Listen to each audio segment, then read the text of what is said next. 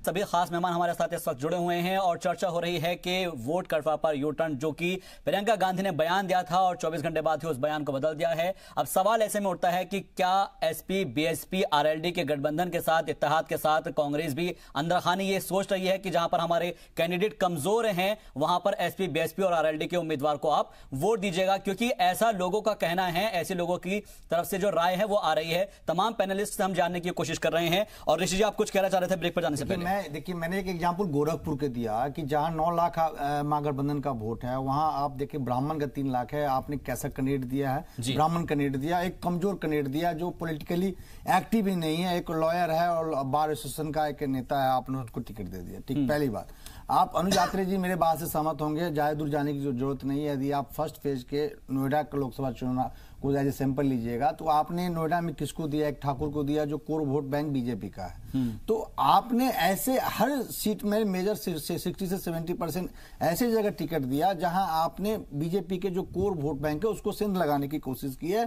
तो जो प्रियंका गांधी जी कह रही हैं उसका सबसे बड़ा एग्जाम्पल आपका टिकट डिस्ट्रीब्यूशन है। चाहे आपको लग रहा है कि पॉलिटिकली डैमेज हो गया तो आपने बयान वापस ले लिया, लेकिन जो डैमेज होना था सो हो गया। और दूसरा उसका सबसे बड़ा एग्जांपल है कि आपका टिकट डिस्ट्रीब्यूशन, आप टिकट जो डिस्ट्रीब्यूट किए हैं कहीं ना कहीं बीजेपी के जो कोर वोट बैंक हैं, जो अग्री जाति हैं या ओबीसी में माइनस यादव ओबीसी है, जैसे कुशवाहा हो गया, कुर्मी हो गया, निषाद हो गया। आप पूर्वांचल के टिकट डिस्ट्रीब्यूशन देख लीजिए। आपने निषाद को टिकट दिया है, आपने कुर्मी को टिकट दिया है, आपने राजभर समुदाय से लोगों को टिकट, बिल्कुल, यानी कि एक तरीके से बैलेंस बनाया है, बैलेंस उतारा है। ठीक है, मैं समझ गया हूं उसको। लेकिन अनुज जी, क्योंकि सीधे तौर पर एक बहुत बड़ा इल्जाम लगाया गया है और अखिलेश यादव की मैं बाइट सुन रहा था, उसके अंदर उन्होंने कहा है कि कांग्रेस बीजेपी में कोई फर्क नहीं है, बीजेपी ने ईडी, सीबीआई का गलत इस्तेमाल करना कांग्रेस से ही सीखा है। यह बयान आया है अखिलेश यादव का। अब देखिए, उनका, अखिलेश जी का मजबूरी है बयान देना, कुछ ना कुछ उनको, क्योंकि चुनाव हमारे सामने, वो हम लोग 71 सीटों में उत्तर प्रदेश में वो हमारे सामने चुनाव लड़ रहे हैं, उनका गठबंधन लड़ रहा है बीएसपी और एसपी का। तो निश्चित तौर पे उनको हमारे खिलाफ कुछ ना कुछ तो बोलना ही पड़ेगा। लेकिन हकीकत ये है कि अगर हम लोगों ने उनके खिलाफ कुछ भी किया होता तो आज 2019 के चुनाव से ऐन पहले ये बात उनको बयान देने की याद आ रही है। उससे पहले तो आज तक कभी नहीं उस प्रकार की शिकायत कोई करी थी। अब चुनाव के समय आप जो पॉलिटिकल बयान देना चाहते हैं तो आप स्वतंत्र हैं, आप कुछ भी अनर्गल आरोप लगा लीजिए। इस देश में तो अभिव्यक्ति की आजादी कांग्रेस पार्टी के समय से मिली थी, फ्रीडम ऑफ स्पीच हमारे सरकार के समय से मिली थी, तो उसी का आप उसका फायदा उठा करके कुछ भी आरोप लगा दीजिए, हम आपको रोकने वाले नहीं है। लेकिन कांग्रेस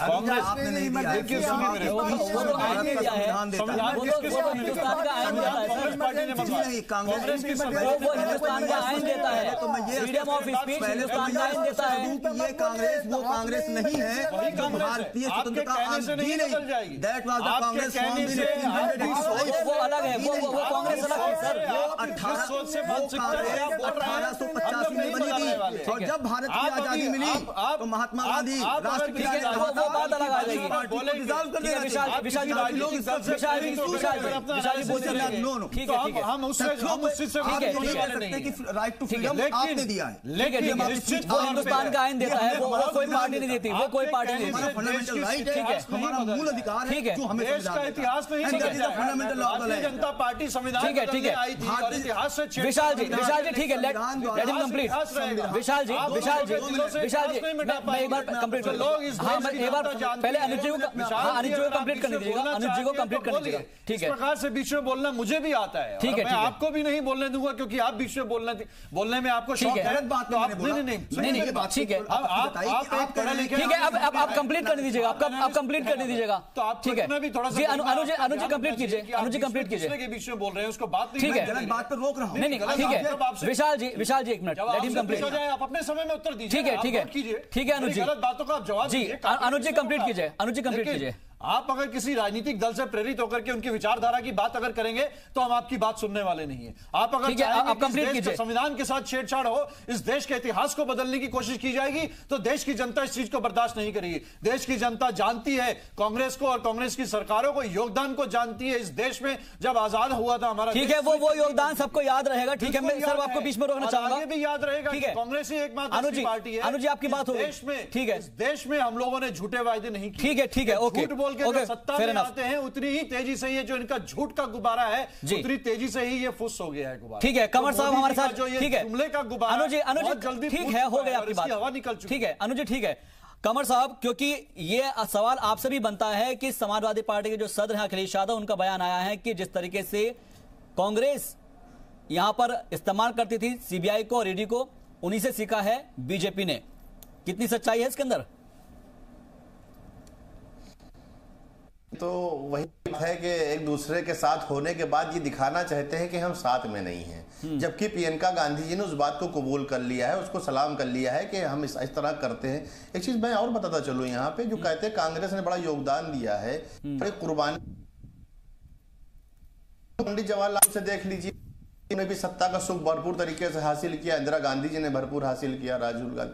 तो आज माँ बेटे की पार्टी है, बहन भाई की पार्टी है। तो आप बताइए, एक पार्टी ने इतना सुख हासिल किया है, जनता को सिर्फ बेवकूफ बना के गुमराह करके। अगर उन्होंने आवाम के लिए कुछ किया होता तो आज उनको ये शब्द नहीं कहना पड़ते जो शब्द आज वो कह रहे हैं बैठ के आपके चैनल पे। क्योंकि जिस तरह के बयान बचकाना, एक राष्ट्रीय महासचिव होके लोग कहते हैं बचकाना बयान दिए, आपके पैनल में लोग बैठे हैं, बहुत लोग सोचते हैं गलत बयान दिया। ये परवरिश का नतीजा है। उनके यहाँ जो परवरिश में उनके संस्कार जो सिखाए गए, जो उनके मरहूम किया करते थे, ये कमर साहब पर्सनल अटैक नहीं, ठीक है, ठीक है, उसको मैं रोक रहा हूँ, वो उस बयान को नहीं रोक रहा हूँ, ठीक है, कामयाबियों को छुपा, ठीक है। अनुज जी मैं आऊंगा आपके पास, जी का उल्लेख करते हैं, अनुज जी मैं आपके पास आऊंगा, अनुज जी मैं आपके पास आऊंगा, अनुज जी मैं आपके पास आऊंगा, अनुज यात्री जी मैं आपके पास आऊंगा, मालूम है क्या होता है अनुज जी मैं आपके पास आऊंगा करने के लिए देश में जेल में अनुज जी मैं आपके पास आऊंगा। अंग्रेजों का जुल्म सहा। अरे सर वो सब मालूम है, सब अनुज जी सबको मालूम है, अरे वो माजी सबको मालूम है, हिस्ट्री सबको मालूम है। अनुज जी के साथ जितना बड़ा धोखा और गद्दारी, सच्चाई सुनने की हिम्मत रखिए। सर कहाँ जा रहे हैं?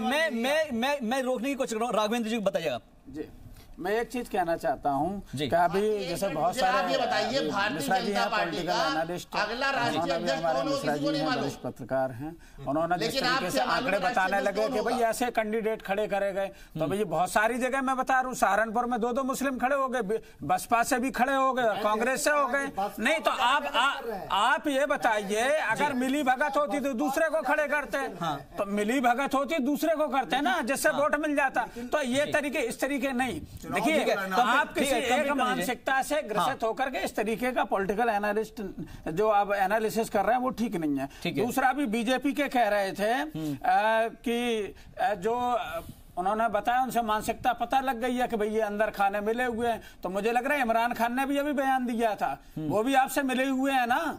इमरान खान का बयान सुना ना कि बीजेपी की सरकार आ जाए तो बहुत अच्छा होगा। तो आप लोग मिले हुए हैं कि नहीं मिले हुए हैं, ये भी एक बार बता दो आप। और सत्ता का सुख कर रहे हैं तो आप लोग कौन से जंगल में बैठ के वहां तपस्या कर रहे हो? मोदी जी कर रहे हैं, योगी जी सारे मजे ले रहे हैं, आप लोग तो मजा ले रहे। मंदिर तो बना नहीं है, टाट में भगवान राम है। तो आप ये कह रहे हैं कि सत्ता सुख दूसरा लेता रहे, आप लोग कोई जंगल में जाके कोई तपस्या थोड़ी कर रहे हैं। आपके ऊपर कोई दीमक वाली मिट्टी थोड़ी चढ़ गई है, बढ़िया से जगह कपड़े पहने बैठे हो। इसके जवाब आपने अपनी बात रख ली, हमें मौका देंगे। आपकी बांटने जनाब आप जो है आपने क्या बताएंगे आपकी बातों को किस तरह से भाषा का आप इस्तेमाल कर रहे थे किसी के लिए भी। अरे आप जनाब आपने बिल्कुल देखिए, आप लोग मिले हैं, इसमें कोई दो राय नहीं है। ठीक है, तस्दीक प्रियंका गांधी जी ने करी है। जिस पाठशाला से निकल के आए वहाँ 52 साल तक राष्ट्रवादी है। ठीक है, दूसरे से 100% राष्ट्रवादी है। चलेगा, ठीक है, आपकी बात पूरी हो गई। जी कमर साहब बताएं, आप सत्ता भोग क्या लिखा के लाए, एक सत्ता सुख एक परिवार क्या लिखा के लाया, इस बात की आप तस्दीक करते हैं। 4 बार कपड़े हिंदुस्तान की सरजमी पे इस सरजमी पर राज किया है। आप उसके बाद 70 लाख का सूट, आप ये बताइए, हमें जवाब दीजिए। परंपरा है नहीं तो राघवेंद्र जी अब आप पर्सनल पर आ रहे हैं। राघवेंद्र जी अब आप भी पर्सनल पर आ रहे हैं, आप पर्सनल पर आ रहे हैं। 4 बार अगर पर्सनल कपड़े तो आपको कपड़ों में क्या दिक्कत है? हिंदुस्तान के वजीर आजम है। नहीं ठीक है, आप बताइए कपड़ों में क्या दिक्कत है आपको? प्रधानमंत्री जी किसको छोड़ते हैं, वो भी तो कह देते हैं। आपने नहीं एक परिवार समाजवादी, 50 करोड़ की गर्लफ्रेंड, वो एक परिवार समाजवादी, ये गलत है, ये पर्सनल अटैक नहीं होना चाहिए। एक परिवार प्लीज बिल्कुल बेल्ट कोई भी पार्टी जो है मानव का अध्यक्ष का 18% वोट बैंक इस्तेमाल किया नहीं किया? आप हमें ये बताएं। आप इतने खैरख्वाह बन रहे हैं। मुसलमान 18% हिंदुस्तान में, उत्तर प्रदेश में है। समाजवादी 7% जो एक पार्टी है, एक पार्टी समाजवादी 7% आबादी है की उत्तर प्रदेश में, उसने 18% आपने राज किया नहीं किया? ठीक है, इस साल मुसलमान को बेवकूफ बना के आपने राज किया नहीं किया? राघवेंद्र जी, अरे आपने राज किया नहीं किया? मुझे इस बात का जवाब दे देखा लिया। राघवेंद्र जी, एक मिनट। भारतीय जनता पार्टी का कमर अली साहब, मैं एक सवाल आपसे जानना चाह रहा हूं। कमर अली साहब, यहां पर एक जानिब से जो मायावती की जानिब से एक सवाल किया गया है और उसके अंदर यह कहा गया है कि ये दोनों ही एक दूसरे जो है एक सिक्के के दोनों पहलू हैं, कांग्रेस और बीजेपी। अब वो दोनों को आप दोनों को एक साथ मिला हुआ बता रहे हैं, तो फिर कैसे मैनेज किया जाएगा? क्योंकि मायावती और समाजवादी पार्टी करेंगे, कांग्रेस और जो बीजेपी है वो एक सिक्के के दो पहलू हैं। जनाब, अभी आप देख लीजिए कि अभी मायावती जी ने कांग्रेस को कहा है कि कांग्रेस ने ऐसा बयान दिया है, समर्थन वापस लेने के लिए मुझे सोचना पड़ेगा। तो समर्थन भारतीय जनता पार्टी ने कांग्रेस को नहीं दिया है, समर्थन बहुजन समाज पार्टी ने दिया है कांग्रेस को। क्या बात कर रहे हैं जनाब? लेकिन मायावती तो कह रही है कि अंदर खाने आप मिले हुए हो। चल रहे हैं मायावती तो सीधे तौर पर बीजेपी पर भी इल्जाम लगा रही है। देखिए, अपनी चिंता नहीं करेंगे, इनको देश के सारे राजनीतिक दलों की चिंता है, लेकिन अपने विषय में बात समाज बहुजन समाज पार्टी, समाजवादी पार्टी किसके साथ? पहली ऐसी भारतीय जनता पार्टी की सरकार इस देश में आई है जो अपना रिपोर्ट कार्ड ना पेश करके सन 70 की बात करेंगे, सन 75 की बात करेंगे, 47 की बात करेंगे। 5 साल में क्या है? 5 साल का हिसाब मांगेंगे। 5 साल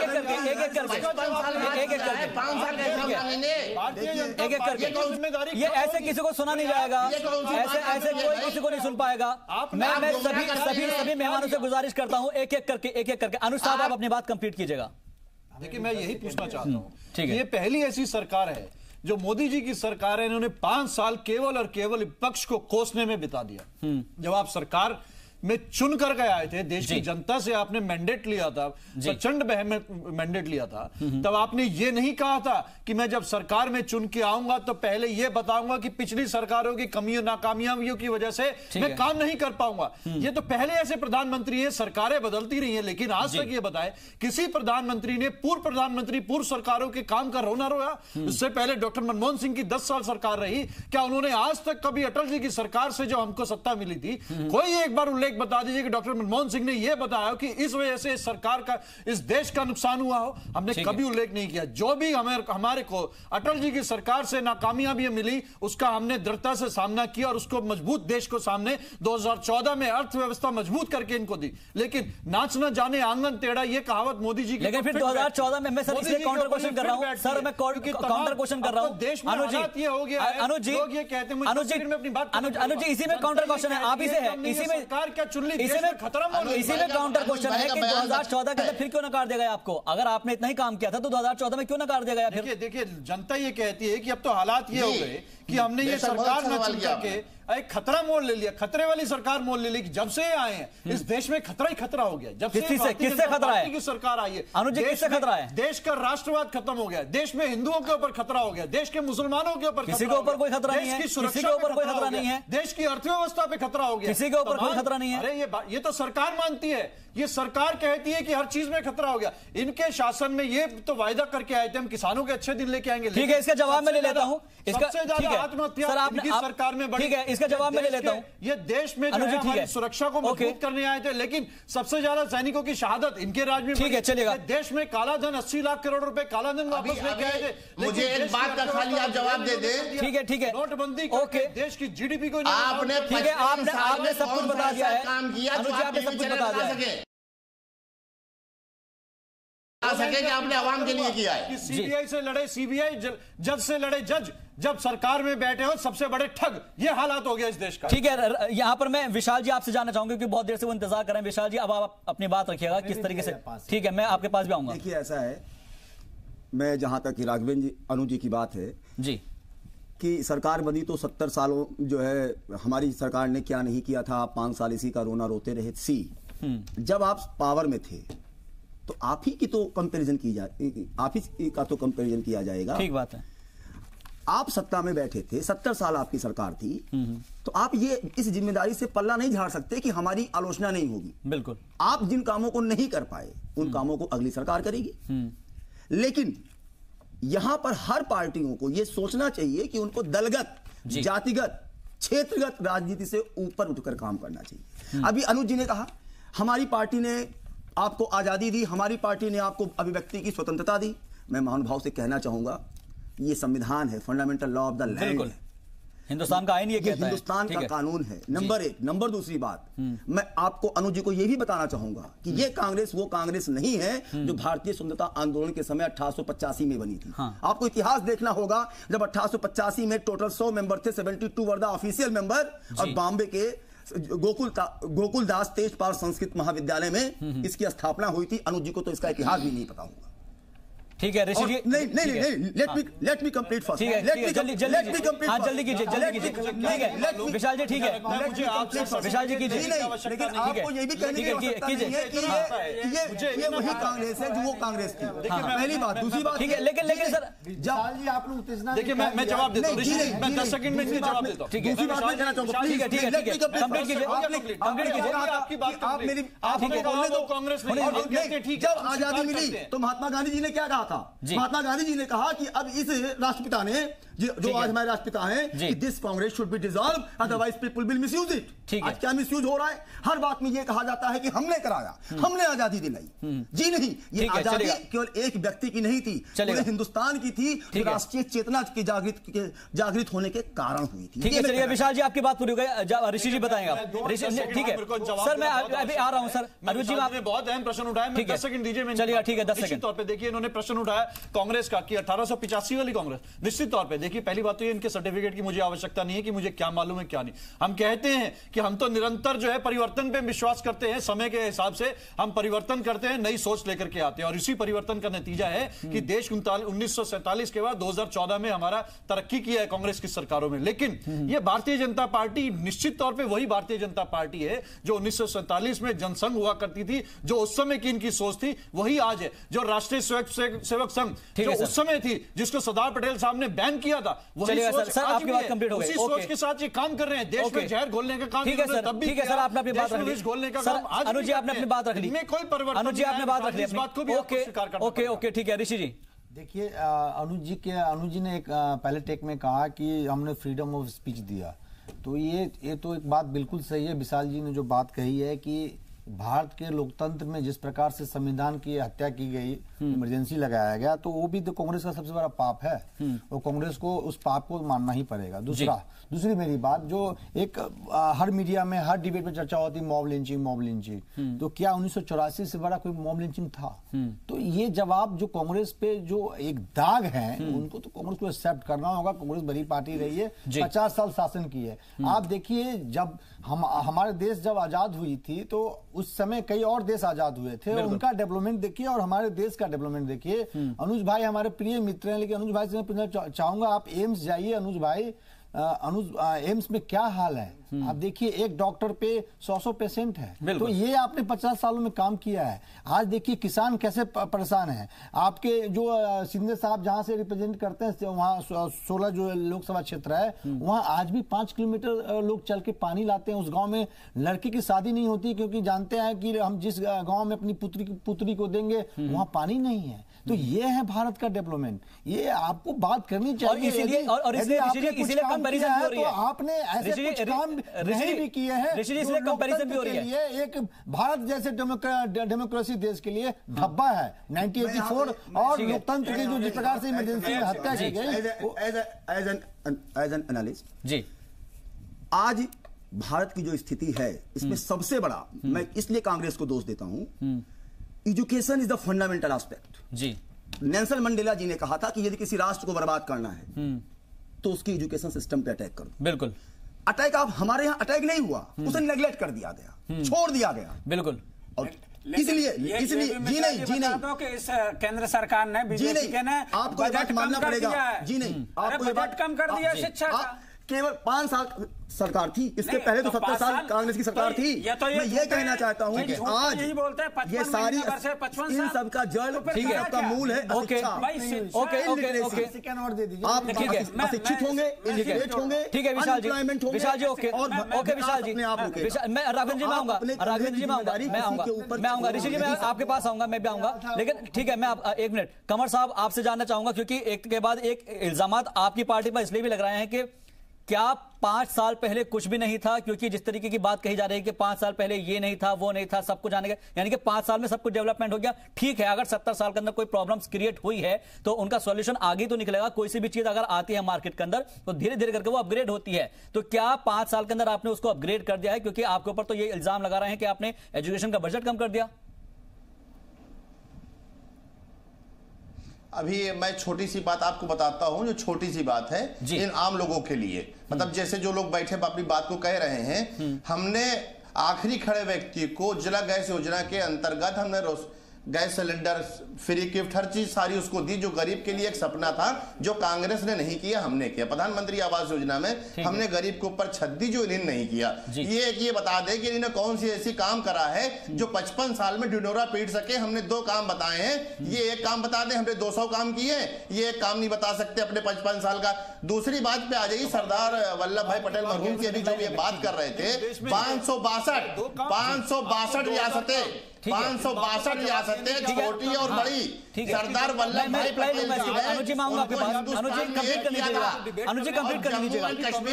जम्मू और कश्मीर को जवाहरलाल नेहरू जी ने अपने पास कहे कि ये रख लिया था कि ये इंटरनेशनल इशू है, ये इंटरनेशनल इशू है, ये प्रधानमंत्री के पास रहेगा। जवाहरलाल नेहरू जी ने जम्मू कश्मीर को इंटरनेशनल मैटर बता के अपने पास रख लिया, जबकि सरदार वल्लभ भाई पटेल मरहूम जी ने उन्होंने 562 रियासतों को छोटी बड़ी एक हिंदुस्तान में मिला लिया और हिंदुस्तान में कर लिया। भी बना दिया। ये एक बात का जवाब दे दें कि जवाहरलाल नेहरू जी ने जम्मू कश्मीर को इंटरनेशनल इशू क्यों कहा और अपने पास क्यों रखा उस मुद्दे को, जो इन्होंने उस समस्या जम्मू कश्मीर को बनाई। ठीक है, इसके ऊपर रिएक्शन ले लेता हूं मैं।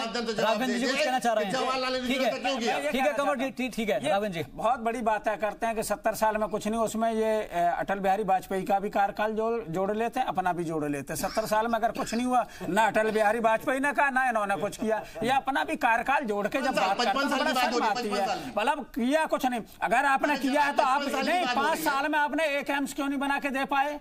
5 साल में 100 स्मार्ट सिटी की बात की क्यों नहीं दे पाए? 45 साल आपने राज के, तो 5 साल का मैं हिसाब देता रहा हूं जनता को। शिक्षा का बजट क्यों कम किया? और आप वो लोग हैं जो रजाई, बेरोजगारी तो कांग्रेस की देन है, बेरोजगारी 55 साल कांग्रेस की देन है। सुनिए, विश्व बैंक से कितना उधार ले लिया? अगर कांग्रेस ने करके छोड़ा होता है, आप इस तरीके की बात क्यों करते हैं?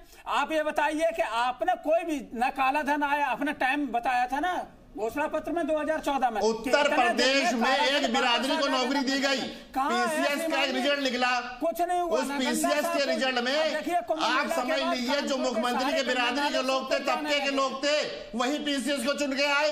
अब यही बता रहे, तभी तो कह रहे हैं आप लोग विकास पे, इसीलिए कोई जवाब है आपके पास? मोदी जी भी बालाघाट, अरे कोई जवाब है? हुए हैं और एक ही लोगों ने 7% जो लोग थे उन्हीं को आपने पीसीएस बना दिया, उन्हीं को नौकरी आपने दे दी। अरे वही क्या वही योग थे? जाति बताते हैं। उत्तर प्रदेश में किसी जाति धर्म ने आपको वोट नहीं दिया था। बात करना क्या गुनाह है? क्या नहीं, राष्ट्रवाद ये है, बेईमानी की हद खत्म करी है, क्या गुनाह है? बेईमानी की हद खत्म कर दी है समाजवादी सरकार ने, बीएसपी सरकार ने, कांग्रेस सरकार ने। ये इसलिए है ना, एक जाति विशेष को फायदा पहुंचाया इन लोगों ने। आते हैं आरएसएस से, उनके मुसलमानों को, अल्पसंख्यक को 18% वोट लेने के बाद, बीजेपी का डर दिखाने के बाद उनके वोट बैंक को लूट लिया। आपके ठीक है जी, ठीक है ऋषि, वोट बैंक 18-19% जो था उनका। मुलायम सिंह यादव डिफेंस मिनिस्टर, क्या दिया उन मुसलमान को आपने भाई? कार्यकाल में कितने अल्पसंख्यक को वोट बैंक समझा? बिल्कुल अच्छा, बहुत अच्छा सवाल पूछा है, अच्छा सवाल पूछा है।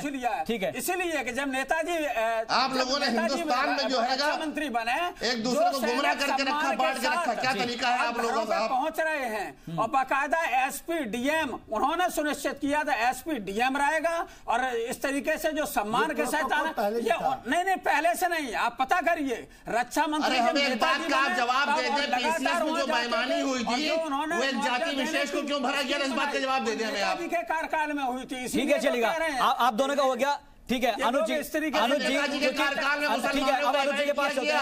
अनुज नेताजी ने मुसलमानों का वोट लिया, ठीक है कंवर साहब हो गया आपकी बात, भर दिया आपने एक नौकरी में, ठीक है उत्तर प्रदेश हो गई आपकी बात, ठीक है आपने भर दिया पीसीएस, ठीक है कंवर साहब ठीक है, हो गई बात, को नहीं दे सकते, हो गई। मैं यहाँ पर घंटे ही बजाते रहे, ठीक है चालीसा ही पड़ेगी, कुछ करेगी, ठीक है। मैं राघवेंद्र जी और यहाँ पर कंवर साहब आप दोनों को रोकना चाहूंगा क्योंकि वक्त मेरे को इतनी इजाजत देता है। ठीक है कंवर साहब आपकी बात हो गई है, ओके मेरे पास वक्त नहीं है, लेकिन फिलहाल इस पूरी डिबेट के अंदर चर्चा सिर्फ इतनी निकलकर सामने आई है, जो कि लबलवाब ये निकल कर आया है कि आखिर में क्या कौन किसकी ए पार्टी है, कौन किसकी बी पार्टी है, ये 23 मई को पता चल जाएगा। आप तमाम मेहमानों का बहुत बहुत शुक्रिया जी इस्लाम के प्लेटफॉर्म पर आने के लिए, लेकिन सवाल यह उठता है कि क्या जो यू टर्न लिया गया है उसके पीछे की वजूहत क्या है, और वोट कटवा का जो बात निकलकर सामने आई थी, क्या प्रियंका गांधी स्वीकार कर रही थी कि वो यहां पर पीछे जाने की हुई नजर आ रही है। कांग्रेस जो है एक तरीके से लगातार ये कोशिश कर रही थी फ्रंट फुट पे खेलने की, लेकिन जिस तरीके से ये बयान आया है उसने कहीं ना कहीं कांग्रेस को एक डैमेज जरूर किया है। अब आने वाली 23 तारीख को ये पता चलेगा किसको इसका फायदा होगा, किसको इसका नुकसान पहुंचेगा। फिलहाल कल मेरे साथ इस बुलेटिन में इतना ही, दीजिए इजाजत, आप देखते रहिए।